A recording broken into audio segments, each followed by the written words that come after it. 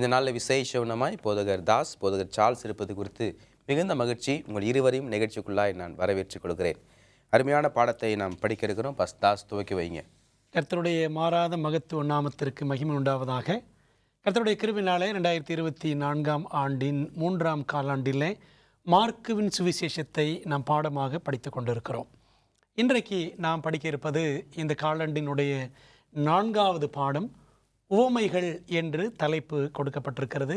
மனப்பாட வசனம் மார்க்கு 4ஆம் அதிகாரம் 24, 25 வசனங்கள். பின்னும் அவர் அவர்களை நோக்கி, நீங்கள் கேட்கிறதை கவனியுங்கள். எந்த அளவினால் அளக்கிறீர்களோ அந்த அளவினால் உங்களுக்கும் அளக்கப்படும். கேட்கிற உங்களுக்கு அதிகம் கொடுக்கப்படும். உள்ளவன் எவனோ அவனுக்கு கொடுக்கப்படும், இல்லாதவன் எவனோ அவனிடத்தில் உள்ளதும் எடுத்துக்கொள்ளப்படும் என்றார் என்பதே. அருமையான ஒரு வசனம். சார்ல்ஸ், இந்த பாடத்துக்கான ஒரு அறிமுகம். இந்த 4வது பாடத்திலே மார்க்கு 4ஆம் அதிகாரத்தை நாம் படிக்க இருக்கிறோம். இந்த 4ஆம் அதிகாரத்தினுடைய விசேஷம் என்ன அப்படின்னா, ஏறக்குறைய ஒரு 5 ஓமானங்கள் இருக்கிறது. பொதுவாகவே ஒரு கேள்வி நம்முடைய மனதில் எழும்புகிறது. கிறிஸ்து நேரடியாக வந்து சத்தியத்தை என்ன பண்ணியிருக்கலாம், வெளிப்படையாய் பேசியிருக்கலாம். ஆனால் ஓமானங்களின் மூலமாய் ஏன் அவர் சத்தியத்தை வெளிப்படுத்த வேண்டும்? ஏன் அப்படின்னா, சங்கீதத்தில் ஆண்டவர் முன்பே தீர்க்க தரிசனத்தில் உரைத்தார், ஓமானங்களை கொண்டு அவரிடத்தில் பேசுவேன் என்று. கிறிஸ்துவும் அதற்கு விளக்கம் கொடுத்துருக்கிறாரு. இது வந்து மறைபொருளாக இருக்க வேண்டும். யாருக்கு அப்படின்னா, கெட்டு போகிறவர்களுக்கு. ஆனால் ரட்சிக்கப்படுகிறவர்களுக்கு இது வந்து அதனுடைய மேன்மை வெளிப்படுத்தப்படும். இந்த விவாதத்திற்குள்ளாக இன்றைக்கு பாடத்தில் நம்ம ஆழமாக போக போகிறதில்லை. ஆனால் இந்த 4ஆம் அதிகாரத்தில் நமக்கு மேற்கோள் காண்பிக்கப்பட்டிருக்கும் இந்த 5 ஓமானங்களின் விசேஷம் என்ன என்பதை நாம் விரிவாக படிக்க இருக்கிறோம். அதில் முதல் ஓமானம் வந்து விதை விதைக்கிறவன் புறப்பட்டு போனான் என்று நாம் பார்க்கிறோம். அந்த அனுபவத்தில் இருந்தோம். அடுத்து வந்து விளக்கு, ஒரு விளக்கு இருக்கிறது என்றால் அதை பொருத்தி நல்ல ஒரு மேலான ஒரு இடத்துல வைக்கும்போது தான் எல்லாருக்கும் அது எப்படி இருக்கும், பிரகாசம் உள்ளதாக இருக்கும். அந்த நிலையை ஆண்டவர் வெளிப்படுத்தி பேசுகிறார். அப்புறம் மனப்பாட வசனம் பாச சொன்னது போல், நீ எதிலே அளக்கிறாயோ உனக்கு அந்த இதிலேயே உனக்கு அளக்கப்படும். அப்படின்னா நம்ம என்ன செய்கிறோம் என்பதை பொறுத்து தான் நமக்கு ரிட்டர்ன் கிடைக்கும் என்பதை ஆண்டவர் அதில் காண்பிக்கிறார். 4வதாக க்ரோயிங் சீட், அதாவது பயிர் விளைந்து அது அறுவடைக்கு ஆயத்தமாக இருக்கிறதை ஆண்டவர் காண்பிக்கிறார். குறித்த காலத்தில் அது என்ன பண்ணணும், அறுவடை செய்யப்பட வேண்டும். ஆனால் ரொம்ப முக்கியமாக கொண்டு போய் முடிக்கிறது எங்கே அப்படின்னா, ரொம்ப விதையிலேயே ரொம்ப சின்ன விதை வந்து கடுகு. அந்த விதை வந்து எப்படி முளைத்தெழும்பி ஒரு பெரிய மரமாகி மேன்மையான காரியங்களை செய்கிறது என்பதை ஆண்டவர் நமக்கு கற்றுக் கொடுக்கிறார். பாடத்துக்குள்ளாய் கடந்து போவோம். முதலாவது கேள்வி போதகர் தாஸ்குமாருக்கு, விதைக்கிறவன் ஓமையிலிருந்து போதிக்கிற பொழுது என்ன விசேஷங்களை இயேசு போதித்தார்? விதைக்கிற ஓமை மிக விசேஷமான ஓமை. விதைக்கணும் புறப்பட்டு போனான், அவன் விதைகளை தூவினான், அது 4 இடங்களிலே விழுந்தது அப்படின்னு இந்த ஓமையை நாம் மார்க் 4ஆம் அதிகாரம், மத்தேயு 13ஆம் அதிகாரம், லூக்கா 8ஆம் அதிகாரம் என்று 3 சுவிசேஷங்களிலுமே நாம் இதை பார்க்கிறோம். ஆண்டவர் இப்படி ஓமைகளை சொன்னார். மத்தேயு 13ஆம் அதிகாரத்தில் பார்த்தீங்கன்னா 8 ஓமைகள் இருக்கிறது. இப்போ பாஸ்ட் சொன்னாங்க, மார்க் 4ஆம் அதிகாரத்தில் 5 ஓமைகள் இருக்கின்றன. அதில் மிக பிரதானமானது முதலாவது எதுன்னு பார்த்தீங்கன்னா, விதைக்கிறவன் ஓமை அப்படின்னு நம்ம பார்க்குறோம். ஆண்டவர் என்ன சொல்லி கொடுத்தாரு அப்படின்னா, என்ன விசேஷமான காரியங்களை சொல்லி கொடுத்தார் ஓமைகள் மூலமாக என்று பார்த்தால், இதற்கு பதில் எங்கே இருக்குன்னா, நாம் மத்தேயு 13ஆம் அதிகாரத்தில் 11ஆம் வசனத்தை கவனித்தால் மிக விசேஷமான பதிலை ஆண்டவர் இயேசு கிறிஸ்துவே அங்கே சொல்லியிருப்பார். வாசிக்கிறேன். அவர்களுக்கு அவர் பிரதியுத்தரமாக, பரலோக ராஜ்யத்தின் ரகசியங்களை அறியும்படி உங்களுக்கு அருளப்பட்டது, அவர்களுக்கோ அருளப்படவில்லை. 10ஆம் வசனத்தில் சீஷர்கள் கேட்டாங்க. அப்பொழுது சீஷர்கள் அவரிடத்தில் வந்து, ஏன் அவர்களோட ஓமைகளாக பேசுகிறீர் என்ற உடனே, பரலோக ராஜ்யத்தின் ரகசியங்கள், the secrets of the kingdom of heaven, ஓமைகளில் என்ன ஆண்டவர் சொல்லிக் கொடுக்குறாருன்னா, பரலோக ராஜ்யத்தின் ரகசியங்களை சொல்லிக் கொடுக்குறார். இந்த விதைக்கிற ஓமையில் 4 வகை நிலங்களை பற்றி படிக்கிறோம். அதாவது 4 வகை மனம், 4 வகை இருதயங்களை பற்றி ஆண்டவர் பேசுகிறார். இந்த 4 வகை மனங்களில் 4 வகை நிலமாக ஆண்டவர் காமிச்சு நம்முடைய இருதயத்தில் இது எப்படி கிரியை செய்யுது அப்படின்னு காட்டுறார். ஆகவே இதை 4 விதமான கதைகள் என்று கூட சொல்லலாம். ஆகவே இந்த இடத்துல விதை என்பதும் அங்கே நிலம் என்பதும் ஏதோ ஒரு கதை ஆண்டு சொல்கிறாரு அப்படின்னு நினச்சிடக்கூடாது. தேவன் நம்முடைய வாழ்க்கையோடு சம்பந்தப்படுத்தி பரலோக ராஜ்யத்தின் ரகசியங்களை மகத்துவங்களை வெளிப்படுத்துகிறார் என்பதைத்தான் நாம் இங்கே படிக்கிறோம். சார்ல்ஸ், விதைக்கிறவன் விதை எங்கெல்லாம் விழுந்தது, அதற்கு என்ன சம்பவித்தது? பாஸ்ட் ஏற்கனவே அந்த ஓமானத்தை விளக்கி சொல்லும் பொழுது 4 வகையாக அதை பிரித்து காண்பித்தார். ஏன்னா இந்த ஓமானத்தில் ஆண்டவர் அவ்வகையாக தான் நமக்கு கொடுத்துருக்கிறார். அதில் முதல் வகையான இருதயம் படைத்தவர்கள் எப்படிப்பட்டவங்க அப்படின்னா, வழி அருகே விதைக்கப்பட்ட விதைக்கு சமானமானவர்கள். வழியில் போகும்போது அந்த இவர் எடுத்துகிட்டு போகிறார் கூடையில் விதைகளை. என்ன பண்ணோம், சில விதை கீழே சிந்துறதுக்கான வாய்ப்புகள் இருக்கிறது. இப்போ தேவ வசனத்தை அவர்களும் பெற்றுக்கொள்ளுகிறார்கள். ஆனால் அதனுடைய அனுபவத்தை ஆண்டவர் ஒப்பிடும் பொழுது பறவைகள் என்ன பண்ணும், ஏன்னா அது போய் ஒரு நிலத்தில் ஆழமாக விழாததுனால பறவைகள் கண்படுது, அதை கொத்தி எடுத்து அதை ஆகாரமாக புசித்து விடுகிறது என்று பார்க்கிறோம். இப்படிப்பட்ட ஜனக்கூட்டம் உண்டு. அவங்களுக்கு வசனம் மேலே விழுது, ஆனால் அதனுடைய பிரயோஜனம் தெரியவில்லை. அதை மற்றவர்கள் பயன்படுத்தி கொள்ளுகிறார்கள் என்பதை நாம் பார்க்கிறோம். 2வது வகை த ராக்கி கிரவுண்ட்ஸ் என்று பார்க்கிறோம். கல்லான இடங்களில் அங்கே சரியாக மண் இருக்காது.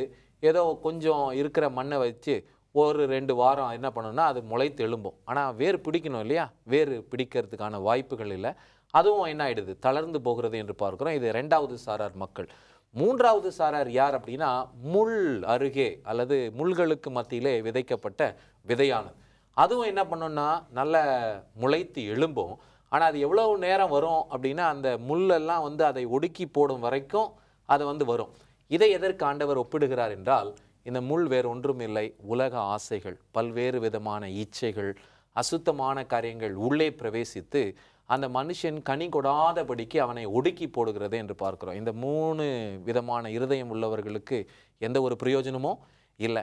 4வது நிலம்தான் நல்ல நிலம். இவங்க யார் அப்படின்னா, வசனத்தை அப்படியே கேட்குறாங்க, விசுவாசித்து ஏற்றுக்கொள்ளுகிறது மாத்திரம் இல்லாமல் அதன்படி செய்ய வேண்டும் என்று சொல்லி நடக்கிறவங்க. இவங்க தான் 30, 60, 100மாக பலன் கொடுக்கிற தேவனுடைய பிள்ளைகள் என்று பார்க்கிறோம், அல்லது ரட்சிப்பை நிறைவாய் பெற்றுக்கொள்ளுகிறவர்கள் என்று ஓமைகள் குறித்து நம்ம படித்து கொண்டிருக்கிறோம். தொடர்ந்து நம்ம பேசுவோம். தாஸ், உங்களுக்கான கேள்வி என்னன்னா, விதை எதை குறிக்கிறது? விதைக்கிறன் ஓமையில் ஆண்டவர் முதல்ல அந்த கதையை சொல்கிறார். ஓமை என்றால் ஷார்ட் ஸ்டோரி, சிறுகதை. அந்த சிறுகதையை மார்க் 4ஆம் அதிகாரம் 3ஆம் வசனத்திலிருந்து 9ஆம் வசனம் வரைக்கும் கதையை சொல்கிறார். பிற்பாடு 13ஆம் வசனத்திலிருந்து 20ஆம் வசனம் வரைக்கும் அந்த கதைக்கான விளக்கத்தை சொல்லுகிறார். இதை எப்படி புரிஞ்சுக்கலாம் அப்படின்னா, பெருங்கூட்டத்துக்கு கதை சொல்லுகிறார். திரளான மக்கள் இருப்பாங்க, எல்லாருக்கும் கதை சொல்கிறாரு. ஆனால் சிறு கூட்டத்துக்கு தான் கருத்தை சொல்லுகிறார். அதாவது சீசர்கள் கூட்டத்துக்கு தான் அந்த ஊமையினுடைய அர்த்தம் என்னன்னு சொல்கிறார். அப்போ பாருங்களேன், எல்லோரும் என்ன ஒரு பெரிய டிஃப்ரென்ஸ்னா, இன்னைக்கு உலகத்தில் எவ்வளோ மக்கள் இருக்கிறாங்க, ஆனால் நமக்கு தான் ஆண்டவர் சபையில் சத்தியங்களை கருத்தை விளக்கமாக எடுத்து கூறுகிறார். சீசர்கள் கேட்டாங்க, ஆண்டவர் இப்படி உண்மை சொன்னீர, என்ன அர்த்தம்னு ஒன்று அர்த்தத்தை ஆண்டவர் அப்புறம் தான் சொல்லிக் கொடுக்குறார். ஆகவே அதில் என்ன அர்த்தம் சொல்ல ஆரம்பிக்கிறார் என்றால் 13, 14 வசனங்கள். பின்பு அவர் அவர்களை நோக்கி, இந்த ஓமையை நீங்கள் அறியவில்லையா? அறியாவிட்டால் மற்ற ஓமைகள் எல்லாம் எப்படி அறிவீர்கள்? விதைக்கிறவன் வசனத்தை விதைக்கிறான் அப்படின்னு ஆண்டவர் சொல்கிறார். அப்போது விதை என்றால் என்ன? வசனத்தை சுட்டி காட்டுகிறது. யாக்கோபு 1ஆம் அதிகாரத்தில் 21ஆம் வசனம் சொல்லுது, ஆகையால் நீங்கள் எல்லாவித அழுக்கையும் கொடிய துர்க்குணத்தையும் ஒழித்துவிட்டு உங்கள் உள்ளத்தில் நாட்டப்பட்டதாயும், அதான் வசனம். வசனத்தை ஆண்டவர் உள்ளத்தில் என்ன செய்கிறாரு? நாட்டுகிறார், அதாவது நடுகிறார். உங்கள் உள்ளத்தில் நாட்டப்பட்டதாயும் உங்கள் ஆத்துமாக்களை ரட்சிக்க வல்லமை உள்ளதாயும் இருக்கிற வசனத்தை சாந்தமாய் ஏற்றுக்கொள்ளுங்கள். நமக்கு சபையில் பாடம் நடத்தும் பொழுதும் பிரசங்கம் பண்ணும் பொழுதும் ஆண்டவர் என்ன செய்கிறார்? ஊழியக்காரர் மூலமாக வசனங்களை நம்முடைய இருதயத்தில் விதைக்கிறாரு. அந்த வசனம் ஆத்துமாக்களை ரட்சிக்க வல்லமை உடையது. It has word has power to save our souls. அப்போது அப்படிப்பட்ட வல்லமையுள்ள வசனத்தை நாம் ஏற்றுக்கொள்ளணும். அந்த மனம், அந்த நிலம் ஏற்றுக்கொள்ளணும் அப்படின்றது தான் ஆண்டவர் தோமையில் நமக்கு சுட்டி காட்டுகிறார். இப்போ விதை வசனத்தை குறிக்கிறதுன்னு சொல்லிட்டாங்க. சார்ல்ஸ், நிலம் யாரை குறிக்கிறது? இங்கே இந்த நிலம் மக்கள் கூட்டத்தை குறிக்கிறது என்று நாம் பார்க்கிறோம். அதில் குறிப்பாக இந்த திங்கட்கிழமையில் நமக்கு இந்த 2 நிலத்தை ஒப்பிட்டு நம்மோட பேசுகிறாங்க. ஒன்று வந்து கற்பாறையில் விழுந்த நிலமும் முள்ளருகே விழுந்த நிலமும். இவங்க 2 பேருக்கும் வந்து சிமிலாரிட்டிஸ் இருக்குது. என்ன அப்படின்னா, கற்பாறையில் விழுந்தவங்களும் முள்ளருகே விழுந்தவங்களும் என்ன பண்ணுறாங்கன்னா, வசனத்தை சந்தோஷமாக ஏற்றுக்கொள்கிறாங்க. அப்படின்னா அந்த வசனத்தை பெற்ற உடனே இது தேவனுடைய வசனம் என்று அங்கீகரிக்கிறார்கள். இவங்க வந்து டெம்பரரி டிசைபிள்ஸ், ஒரு குறிப்பிட்ட காலம் இயேசுடைய சீஷர்களாக இருக்கிறாங்க. பிற்பாடு இவங்க விழுந்து போகிறாங்க தேவைக்கு. ஆமாம். ஆனால் இவங்களுக்குள்ள ஒரு மேஜரான டிஃப்ரென்ஸ் இருக்குது. இந்த கற்பாறை அருகே விதைக்கப்பட்டவங்க வந்து உபத்திரவத்தின் நிமித்தமாய் சோர்ந்து போய் இந்த ரட்சிப்பின் சுவிசேஷம்லாம் நமக்கு பொருந்தாது, இயேசுவையும் அவருடைய நீதியின் வசனங்களையும் நம்ம ஏற்றுக்கொண்டா இவ்வளோ பாடு நம்ம படணுமா, எதுக்கு பாஸ்டர் இவ்வளோ கஷ்டம், வேண்டாம் பாஸ்டர், நாங்கள் சேபத்தில் வேலைக்கு போகிறோம், எங்களுடைய வேலை ஜோலிகளை நாங்கள் பார்க்குறோம், இருக்கிற வரைக்கும் சந்தோஷமாக இருந்துட்டு சாகுறோம் என்று அவங்க என்ன பண்ணுறாங்கன்னா உபத்திரவத்தை சகிக்க முடியாமல் விழுந்து போகிறாங்க. ஆனால் இங்கே முள்ளருகே விதைக்கப்பட்ட விதை, they fall because of good times. அவங்களுக்கு வந்து நன்மையான காரியங்கள் எல்லாம் வரும்பொழுது உலக பிரகாரமாய் தங்களுடைய நாட்டத்தை செலவிடுறாங்க, தகாத விஷயத்திலே தங்களுடைய நேரத்தை செலவிடுகிறாங்க, உலகத்தின் இச்சைகளினால் இழுப்புண்டு போகிறார்கள். அவங்க வந்து they fall because of good times என்று பார்க்கிறோம். இதுதான் இந்த 2 பேருக்கும் உள்ள மேஜரான டிஃப்ரென்ஸ் என்று பார்க்கிறோம். தொடர்ந்து பேசுவோம். இயேசு ஏன் உவமைகள் மூலம் போதிக்கிறார்? மார்க்கு 4ஆம் அதிகாரம் 10-12 வசனங்கள் படித்தோம் என்றால், ஆண்டு தனியாக இருக்கும் பொழுது தான் சீசர்கள் வந்து கேட்டாங்க அப்படின்னு சொல்லி நம்ம பார்த்தோம். அப்போ ஆண்டவர் சொன்னார், தேவனுடைய ராஜ்யத்தின் ரகசியத்தை அறியும்படி உங்களுக்கு அருளப்பட்டது. ஆண்டவர் உவமைகளால் போதிப்பதற்கான காரணம் 4 காரணங்கள், 7 காரணங்கள் உண்டு. 4 காரணங்கள் என்ன அப்படின்னா, ஒன்று, அதாவது கேட்கிறவர்களுடைய ஆர்வத்தை இன்னும் தூண்டும் விதமாக, சத்தியத்தை வெளிப்படுத்தும் விதமாக அவர் நிச்சயிறாரு, கதைகளை சொல்லுகிறார். பொதுவாக நம்ம பிரசங்கம் பண்ணதை கூட பாருங்களேன், எல்லாரும் பிரசங்கம் கேட்டுட்டு இருப்பாங்க, கதைன்னு சொல்லணும்னு எல்லாம் என்ன செஞ்சிருவாங்க, அப்படி விழித்து உட்காருவார்கள். ஆகவே கதை என்ன செய்கிறது, ஆர்வத்தை தூண்டுகிறது. 2வது, இன்னும் கேட்கிறவர்களுக்கு புதிய சத்தியங்களை கற்றுக் கொடுப்பதற்கு அது ஒரு வழிமுறை என்பது 2வது காரணம். 3வது, யார் யாரெல்லாம் கேட்கறதுக்கு ஆர்வமே இல்லையோ, ஆர்வம் இல்லாதவர்களுக்கு சத்தியத்தை மறைப்பதற்காக ஆண்டவர் கதைகளை சொன்னார். 4வது, தீர்க்க தரிசனத்தின் நிறைவேற்றமாக அவர் கதை சொன்னார். மார்க்கு 4ஆம் அதிகாரம் 12ஆம் வசனம் படித்தோன்னா, அவர்கள் குணப்படாதபடிக்கும், பாவங்கள் அவர்களுக்கு மன்னிக்கப்படாதபடிக்கும், அவர்கள் கண்டும் காணாதவர்களாகவும் கேட்டும் உணராதவர்களாகவும் இருக்கும்படி, அதான் உவமைகளை கேட்டும் உணராதவர்களாக இருக்கும்படி இப்படி சொல்லப்படுகிறது. ஏசாயா 6ஆம் அதிகாரத்தில் 9-10 இருக்கிற வசனங்களை தான் அப்படியே ஆண்டவர் இயேசு கிறிஸ்து இந்த மார்க் 4:12 அவர் சொல்கிறார். ஆக ஏசாயா தீர்க்கதரிசி சொன்னதை அப்படியே நிறைவேற்றமாக கிறிஸ்து செய்கிறார். இப்போ உவமைகள் சொன்னது அது தீர்க்க தரிசன நிறைவேற்றம். ஆண்டவர் சொல்லுவார், இவங்க காதார கேட்பாங்க, ஒன்றுமே புரியாது.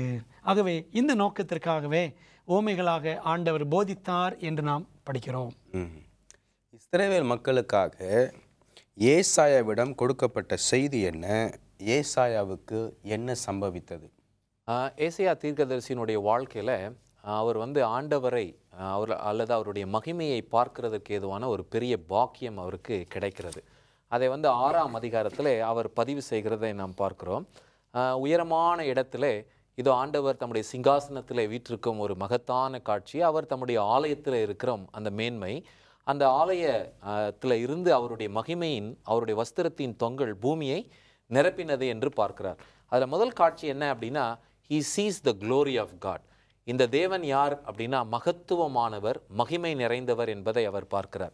2வதாக அந்த காட்சியை பார்த்ததும் இவர் ஏற்கனவே ஜனங்களுக்கு நீதியான வசனங்களை போதித்து அவங்கள என்னதான் கடிந்து கொண்டு உபதேசம் பண்ணியிருந்தாலும் நான் ஒரு அசுத்தன் என்பதை அவர் என்ன பண்ணுறாரு, 2வது உணர்கிறார். யாரெல்லாம் தேவன்கிட்ட உண்மையாக நெருங்கி போகிறாங்களோ, மற்ற மனுஷங்களோட அசுத்தத்தை பார்க்குறாங்களோ இல்லையோ, நான் ஒரு அசுத்தன் என்பதை ஏசியா போல உணர்வார்கள் என்பதை பார்க்கிறோம்.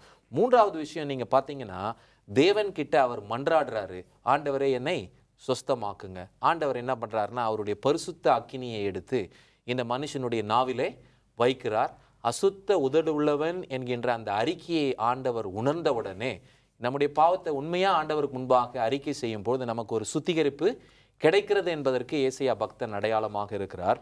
4வது நீங்கள் வருவீங்க அப்படின்னா, சுத்திகரிக்கப்பட்டவனை ஆண்டவர் சும்மா வச்சிருக்க மாட்டார். ஒரு கட்டளையை கொடுத்து என் நிமித்தம் யார் புறப்பட்டு போவா என்று சொன்னதும் இவனை அனுப்பினார் என்று நாம் பார்க்கிறோம். இதே ஒரு அனுபவம் அல்லது பேரலல யாருடைய வாழ்க்கையில் பார்க்க முடியும்? மார்க்கு அதை நமக்கும் எழுதுகிறார். இவ்விதமாக நாமும் ஆண்டவருடைய மகிமையை உணர்ந்து, இதோ நம்முடைய அதாவது தகுதியில்லாத நிலையை உணர்ந்து, ஆண்டவரே என்னை தகுதிப்படுத்தும் என்று சொல்லும் பொழுது நம்மையும் ஊழியத்தில் ஆண்டவர் வல்லமையாக எடுத்து பயன்படுத்துவார் என்பதற்கு இந்த வேத பகுதி ஒரு அடையாளமாக இருக்கிறது. இந்த ஓமை என்ற ஒரு பாடத்தில் அடுத்த கேள்வி பாஸ்டர் தாஸ்க்கு என்னன்னா, விளக்கு ஓமையில் இயேசு எதை விசேஷமாக வலியுறுத்தினார்? விளக்கு ஓமையை பற்றி மார்க்கு 4ஆம் அதிகாரம் 21, 22, 23 ஆகிய வசனங்களில் வாசிக்கிறோம். பின்னும் அவர் அவர்களை நோக்கி, விளக்கை தண்டின் மேல் வைக்கிறதற்கே அன்றி மரக்காலின் கீழாகிலும் கட்டிலின் கீழாகிலும் வைக்கிறதற்கு கொண்டு வருவார்களா? அவ்வளோதான் ஓமை. விளக்கை பொறுத்து என்ன செய்யணும்? தண்டு மேலே வைக்கணும். அதை என்ன செய்ய மாட்டோம்? மரக்காலுக்கு அடியில், அதாவது ஒரு மரக்கால் அளக்கிற ஒரு கருவி, அதுக்குள்ளே வச்சு மூடிட மாட்டோம், அல்லது கட்டிலுக்கு அடியில் வைக்க மாட்டோம். விளக்குன்னா என்ன செய்யணும்? ஒன்று எல்லாரும் பார்க்கும்படியான இடத்துல வைக்கணும். அப்போ தான் அது எல்லாருக்கும் வெளிச்சம் கொடுக்கும். இந்த இடத்துல ஆண்டவர் எதை முக்கியப்படுத்துகிறார்? விளக்கு என்றால், விளக்கு என்பது ஆண்டவருடைய சத்தியம், சுவிசேஷம்தான் விசேஷமே. ஆகவே ஆண்டவர் சத்திய வெளிச்சத்தை நமக்கு கொடுத்திருக்கிறார். அப்போ நம்மகிட்ட கொடுக்கப்பட்டிருக்கிற இந்த விளக்கை, இந்த சத்தியத்தை நம்ம என்ன செய்யணும்? எல்லாருக்கும் நாம் பரவும்படி செய்ய வேண்டும். நம்ம கிடைச்சிருக்கிற சத்தியத்தை நம்ம அடியில் போட்டுறக்கூடாது. நம்ம கிடைச்சிருக்கிற சத்தியத்தை மூடி வச்சிடவும் கூடாது. உங்கள் வெளிச்சம் அவர்களுக்கு முன்பாக பிரகாசிக்க கடவுதுன்னு ஆண்டவர் மத்திய 5:16 சொல்லியிருக்கிறாரு. அதே போல் சத்திய வெளிச்சத்தை நாம் பிரகாசிக்க பண்ணுகிறவர்களாக வாழ வேண்டும். நம்முடைய வாழ்க்கையே ஒரு விளக்காக இருக்கணும். வசனமே வெளிச்சம், அப்படி தான் படிக்கிறோம். வேதமே வெளிச்சம், நம்முடைய வசனம் என் கால்களுக்கு தீபம், பாதைக்கு வெளிச்சம். அப்போ இந்த வெளிச்சத்தின்படி நடக்கிற பிள்ளைகள் நாம் என்றால் நம்முடைய வாழ்க்கை வெளிச்சமா, நம்முடைய வாழ்க்கை விளக்காக இருக்கும் என்பதை தான் ஆண்டவர் நமக்கு சொல்லிக் கொடுக்கிறார். விளக்கு தண்டு அதெல்லாம் படித்தோம். அது சொல்லிட்டு இருக்கும்பொழுது அளக்கும் கூடைன்னு சொன்னார். இப்போ இந்த அளக்கும் கூடை குறித்த ஊமையிலிருந்து இயேசு நமக்கு என்ன கற்றுத்தருகிறார்? பொதுவாகவே இந்த அளக்கும் கூடையை வந்து அன்றாட வாழ்க்கையில் நாம் பயன்படுத்துவோம். ஏதாவது ஒரு பொருளை வாங்கணும் அப்படின்னா அளந்து தான் நம்ம வாங்குவோம். ஆனால் இங்கே ஆண்டவர் இதை எதற்கு ஒப்பிடுறாருன்னா, இவர் வரிசையாக ஓமானங்களை சொல்லிட்டு வராரு. இந்த ஓமானங்களை கேட்கிற தேவனுடைய பிள்ளைகளுக்கு ஆர்வம் தூண்டப்பட வேண்டும். இதனுடைய பொருள் என்ன, இதனுடைய அர்த்தம் என்ன என்பதை கேட்க அவங்களுக்குள்ள ஆர்வம் வரணும். ஆனால் இதில் மெஜாரிட்டி நீங்கள் பார்க்குறீங்க, அவங்க அந்த வெறும் கதையை கேட்டுட்டு போயிடுறா. அதனுடைய அர்த்தம் என்னன்றதில் அவனுக்கு இன்ட்ரெஸ்ட்டு இல்லை. ஒருவேளை அவனுடைய மனசில் என்ன இருக்கும் அப்படின்னா, எனக்கு எல்லாம் தெரியும், எனக்கு என்ன இன்னும் மேன்மையான ஒரு வெளிச்சம் தேவைப்படுது, எல்லாம் போதும் அப்படின்ற ஒரு மனப்பான்மையில் அவன் போகிறான். ஆனால் சீஷர்கள் மனத்தாழ்மையாக வந்து கேட்குறாங்க. அவங்களுக்கு அதை விளக்கி சொல்கிறார். அதாவது நீங்கள் இதில் இன்னும் ஆர்வம் காமிச்சு இன்னும் நீங்கள் வந்து கேட்கிறது நிமித்தமாய் உங்களுக்கு இன்னும் அதிகம் கொடுக்கப்படும், நீங்கள் இன்னும் அதிக பெற்றுக்கொள்வீர்கள் என்பதை தான் இந்த அளக்கிற இதற்கு ஆண்டவர் ஒப்பிடுகிறார் என்று பார்க்கிறோம். அதில் குறிப்பாக இங்கே நம்ம பார்க்கும்போது இந்த விற்கிற அனுபவத்தோடு ஆண்டவர் இதை ஏன் சொல்கிறாரு அப்படின்னா, அவர்கள் மீண்டுமாக அதை கவனித்து கேட்கிறதுனால் உண்டாகும் ஆசீர்வாதத்தை பெற்றுக்கொள்ள வேண்டும். நிறைய நேரத்தில் நான் சர்ச் மெம்பர்ஸ்கிட்ட கேட்பேன், பிளெஸ்ஸிங் எப்போ வருது அப்படின்னா, உண்மையிலேயே பிரசங்கத்தை செவி கொடுத்து விசுவாசத்தோடு கேட்கும் போது தான். அப்போ தான் செய்யணுன்ற ஒரு ஆர்வம் தூண்டப்படணும். ஏனோ தானோ அப்படின்னு நம்ம கேட்டோம் அப்படின்னா கேட்கிற வசனம் நமக்கு பிரயோஜனப்படாது. அதனால தான் இந்த ஓமானத்தில் இடையில சொல்லும்போது கூட காதுள்ளவன் கேட்க கடவன் என்று சொல்லி ஆண்டவர் சொல்லுகிறதை நாம் பார்க்கிறோம். இந்த விளையும் பயிர் ஓமையில் வெளிப்படும் பிரதான குவி மையம் என்ன? மார்க்கு 4ஆம் அதிகாரத்தில் 5 ஓமைகள் இருக்கின்றன அப்படின்னு வரிசையாக நம்ம பார்த்துக்கிட்டே இருக்கிறோம். விதைக்கிறன் ஓமை, விளக்கு ஓமை, அளக்கும் கூடை ஓமை. இப்போ 4வது பார்க்குறது தான் விளையும் பயிர் ஓமை, க்ரோயிங் சீட் அப்படின்னு பார்க்குறோம். எங்கே படிக்கிறோம்? மார்க்கு 4ஆம் அதிகாரம் 26லேருந்து 29 வரைக்கும் நாம் படிக்கிறோம். பின்னும் அவர்களை நோக்கி, தேவனுடைய ராஜ்யமானது ஒரு மனுஷன் நிலத்தில் விதையை விதைத்து இரவில் தூங்கி பகலில் விழித்திருக்க அவனுக்கு தெரியாத விதமாய் விதை முளைத்து பயிராகிறதற்கு ஒப்பாயிருக்கிறது அப்படின்ட்டு நம்ம இங்கே படிக்கிறோம். சரிங்களா? அப்படியே 28-29 எப்படி என்ற நிலமானது முன்பு முளையும் பின்பு கதிரையும் கதிரிலை நிறைந்து தானியத்தையும் பலனாக தானாய் கொடுக்கும். பயிர் விளைந்து அறுப்பு காலம் வந்த உடனே அறுக்கிறதற்கு ஆட்களை அனுப்புகிறான் அப்படின்னு நம்ம இங்கே வாசிக்கிறோம். மார்க்கு சுவிசேஷத்தில் மட்டும்தான் இந்த ஓமை இருக்கிறது. வேற எங்கேயுமே இந்த ஓமை மற்ற சுவிசேஷங்களில் சொல்லப்படவில்லை. அதாவது அந்த விதை விளையும் விதம், க்ரோயிங் ப்ராசஸ், அதுதான் ஃபோக்கஸ். அதான் இந்த ஓமையில் ஒரு நம்முடைய கவனத்திற்குரிய குவி மையமாக இருக்கிறது. இதை எப்படி கூட இன்னொரு விதமாக சொல்கிறாங்கன்னா, குழந்தை, அந்த குழந்தை வளர்ந்து மனிதனாகுதல், தந்தையாகுதல் அப்படின்னு ஒரு காரியத்தை கூட நேச்சுரல் க்ரோத்து கூட அதை என்ன செய்வாங்க, ஒப்பிடுவாங்க. இந்த விதையை விதைக்கிறோம், அது எப்படி விளையுதுன்னு யாருக்குமே தெரியாது. இரவில் தூங்கி எந்திரிச்சு பார்த்தா அதுக்கு முளை விட்டு விளைந்து நிற்கிறது அப்படின்னு பார்க்குறோம்.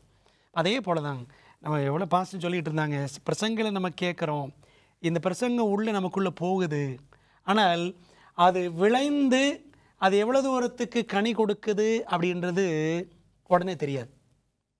ஆனால் அது கண்டிப்பாக எப்படி போட்ட விதை முளைத்து வருமோ அதே போல் சொல்லப்பட்ட வசனமும் வீணாய் போகவே போகாது, அது பலன் கொடுக்கும். இந்த ஓமையை பார்த்தீங்கன்னா திடுதப்புன்னு இந்த ஓமை முடிகிறது, அப்படி தான் முடியுது.